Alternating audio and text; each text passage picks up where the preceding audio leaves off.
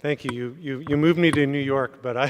What? From okay, Washington. I moved you across the country? That's all right. The gentleman from Washington State. Thank you for yielding. And Madam Speaker, I rise today to honor the life of Richard Trumka, a relentless champion for working people.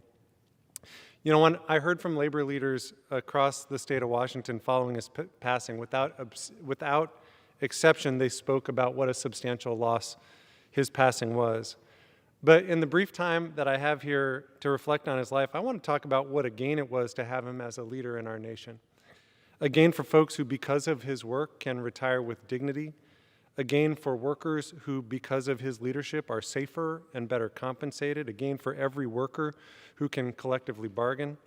In fact, when I spoke to him last, we talked about how important it was to support our federal workers throughout the region I'm proud to represent, the brave public servants that protect our sailors through their work at the shipyard, that prepare our timber sales in the federal forest, that welcome visitors to our national parks, that care for our veterans, that ensure citizens get the services that they need, and that keep us safe.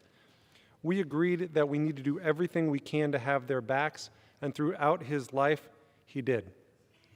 I also admire that not only did Mr. Trumka advocate for our workplaces to work better for the American people, he wanted our country and our democracy to work better for working people, advocating to protect access to the ballot box and to get big money out of politics.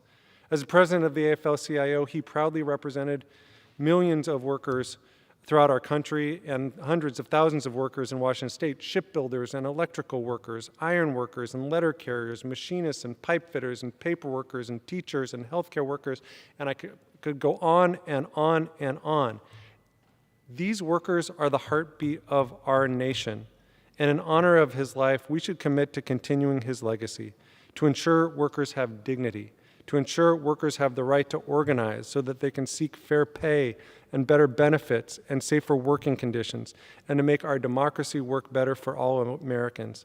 So, Madam Speaker, my sincere condolences to his family, to his friends, and to every worker and every American who was touched by his life. And with that, I yield back.